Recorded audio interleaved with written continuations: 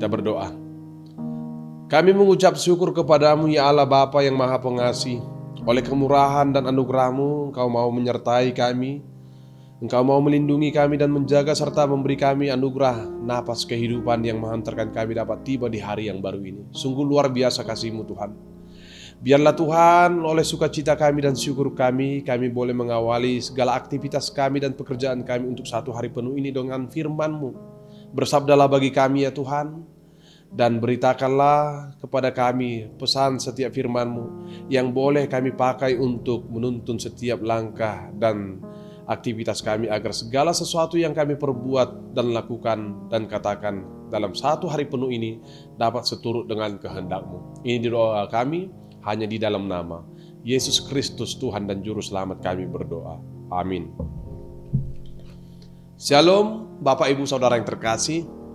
Firman Tuhan yang akan menyapa kita pada hari ini diambil dari kitab 1 Korintus pasal yang pertama ayat yang ke-25. Saya akan baca dan beginilah firman Tuhan. Sebab yang bodoh dari Allah lebih besar hikmatnya daripada manusia, dan yang lemah dari Allah lebih kuat daripada manusia. Demikian firman Tuhan. Bapak Ibu Saudara yang terkasih di dalam nama Tuhan kita Yesus Kristus, ada 3 pesan penting yang boleh kita lihat tentang salib Kristus sebagai pesan yang berharga menurut firman ini yang akan menyapa kita. Yang pertama dikatakan bahwa salib bagi orang Yunani itu adalah kebodohan. Sebab bagi orang Yunani yang terpenting itu adalah sesuatu yang dapat diterima oleh akal pengertian mereka. Karena bagi orang Yunani tentang salib Yesus mengatakan bahwa bagaimana mungkin seseorang mau menyerahkan nyawanya untuk menyelamatkan orang banyak? Bagaimana mungkin keselamatan datang dari orang-orang yang tidak dapat menyelamatkan dirinya sendiri dari kayu salib atau kematian itu? Bagi orang Yunani hal itu adalah kebodohan. Hal itu dikatakan karena bagi mereka orang-orang Yunani itu sendiri, seseorang yang hebat itu adalah jika orang lain bisa berkorban bagi hidup seseorang, bukan malah diri kita yang berkorban bagi orang lain. Yang kedua, hal tentang salib bagi orang Yahudi. Tentu ini sangat juga berbeda dengan apa yang dikatakan oleh orang-orang Yunani. Bangsa Yahudi adalah bangsa yang tergolong sebagai bangsa yang paling taat kepada aturan dan ajaran agama mereka. Mereka sangat terkenal dengan kesalehan mereka. Namun, oleh firman Tuhan yang menyapa kita pada hari ini dikatakan bahwa kesalehan itu seharusnya bukanlah alasan bagi mereka untuk menyombongkan diri. Bagi orang Yahudi, salib itu adalah batu sandungan. Bagi mereka, sosok Mesias itu adalah anak Allah yang membebaskan bangsa Israel dari serangan bangsa-bangsa asing yang ingin menjajah mereka. Dia adalah raja yang adil, gagah perkasa dalam peperangan. Bagi mereka, Mesias itu adalah masih dinantikan kedatangannya. Bagi mereka, kematian Yesus di kayu salib itu adalah batu sandungan. Mereka memahami bahwa tidak mungkin keselamatan itu datang dari orang yang tersalibkan. Bagi mereka, tanda kalau Yesus Maha Kuasa itu adalah jika Yesus dapat lepas dari salib.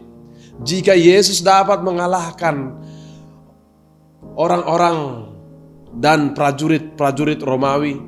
Dan jika Yesus dapat lepas dari salib dan mengalahkan Pilatus sebagai penguasa pada saat itu serta mengusir prajurit-prajurit Romawi lari dari tanah Israel.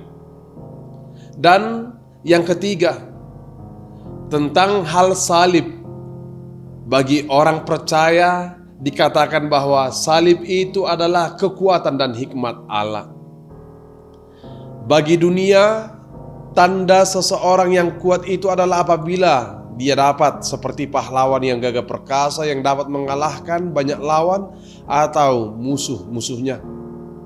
Namun, oleh perikop firman Tuhan yang menyapa kita pada hari ini secara mendalam, kita dapat melihat bahwa Lawan atau musuh yang terbesar dari kita manusia itu adalah diri kita sendiri. Itulah yang sesungguhnya. Mengalahkan diri sendiri adalah pengorbanan. Inilah yang diperlihatkan oleh Allah melalui pengorbanannya yang mati di kayu salib di dalam Yesus Kristus. Salib adalah pemenuhan atau bukti nyata kasih Allah kepada kita manusia. Salib memulihkan hubungan kita manusia dengan Allah secara vertikal, dan memulihkan hubungan kita dengan sesama kita dan saudara kita secara horizontal. Salib itu adalah kekuatan bagi orang-orang yang percaya. Dan bagi Paulus, salib itu kuat menegur setiap orang agar mau bertobat dari cara hidup yang dahulu lebih suka mengorbankan orang lain bagi dirinya sendiri. Allah mau berkorban memberikan dirinya mati tersalibkan di dalam anaknya Tuhan Yesus Kristus oleh karena dosa dan kesalahan kita yang berat. Dan itulah yang sesungguhnya hikmat Allah yang tidak dapat terselami oleh hikmat manusia dan dunia ini. Firman Allah di dalam Yesus itulah hikmat Allah yang tertinggi dan yang terakhir dan yang sempurna dan yang menyelamatkan. Hikmat Allah itu berisi iman dan kemauan untuk tunduk dan taat kepada Allah, agar dengan demikian kita beroleh keselamatan. Dan oleh firman ini, Bapak Ibu Saudara yang terkasih, kita diingatkan bahwa apa yang bodoh dari Allah itu jauh lebih besar hikmatnya daripada manusia. Dan apa yang lemah dari Allah jauh lebih kuat daripada manusia yang ada di dunia ini. Sebab kepandaian, kekayaan, pengetahuan yang tinggi dan kekuatan yang ada pada manusia itu tidak menjamin keselamatan kekal bagi hidupnya. Kecerdasan dan ilmu pengetahuan kita yang tinggi juga janganlah kita pergunakan untuk menyombongkan diri kita. Segala hikmat dan ilmu pengetahuan sesungguhnya adalah anugerah pemberian Allah yang semata-mata yang seharusnya kita pakai untuk mengenal Allah dan untuk menolong kehidupan sesama kita yang ada di sekitar kita.